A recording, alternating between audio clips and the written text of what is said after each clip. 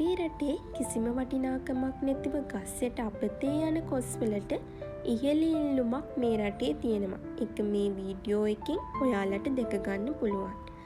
Jack fruit එහෙම නැත්නම් කොස් වලට මේ සුපර් මාකට් එකේ වැඩි ඉඩක් වෙන් කරලා තියෙනවා. මේ පේන විදියට කොස් ගස් වගේ හදලා ලොකු වියදමක් කරලා මේ කරන දේෙන් ඒ දේ තවත් ඔප්පු වෙනවා.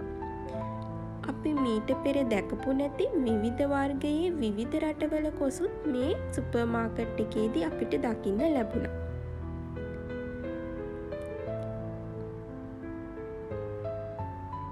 මේ තියෙන්නේ ලංකාවෙන් ඇවිල්ලා තියෙන පොලොස්.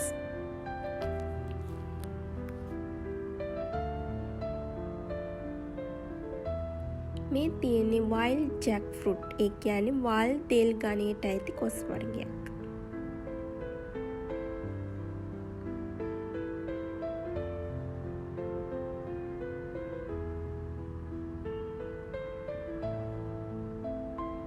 මේ ඉන්දියාවෙන් ඇවිල්ලා තියෙන තවත් කොස් වර්ගයක්.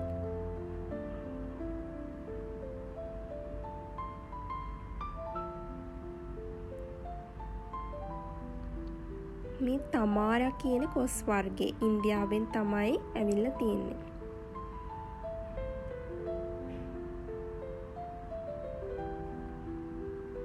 කාම්බෝඩියා ඔරේන්ජ් කියන වර්ගයට අයිති ඉන්දියාවේ කොස් වර්ගයක් තමයි මේ.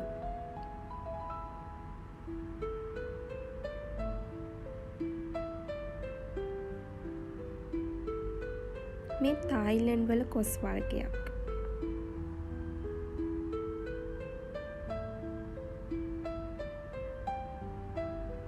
මේ තමයි අපේ රටේ වරකවල මිල ග්‍රෑම් කිලෝ එක රුපියල් 1100ත් 200ත් අතර වගේ මුදලකට විකිණෙනවා. මේ ඉන්දියාවේ තවත් කොස් වර්ගයක්.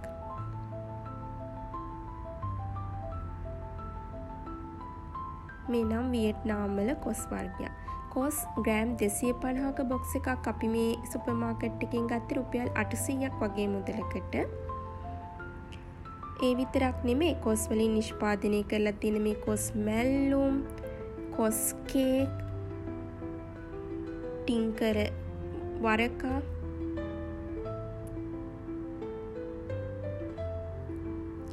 වරකා ජෑම්, කොස් බයිට් වගේ දේවලුත් මේ සුපර් මාකට් එකෙන් ගන්න පුළුවන්. මේ තියෙන ෆ්‍රෝසන් කරපු කොස්.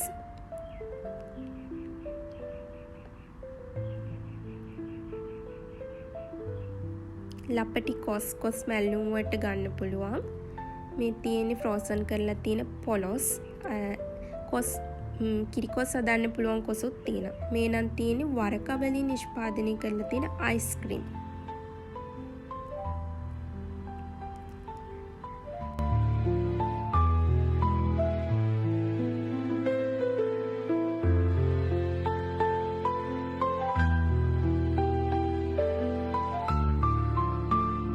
සුපර් මාකට් එකට ඇතුළුණු තැන ඉඳලම මාරම සුවඳයි. කොස් වල සුවඳ මුළු සුපර් මාකට් එක පුරාවටම තියෙනවා. ඉතින් ලංකාවේ අපේ ගෙවල් වල වැටි යන කොස් වලට මෙන්න මේම තමයි මේ රටවල වැඩි මිල ගණන් යටතේ ඉහළ ඉල්ලුමක් තියෙන්නේ.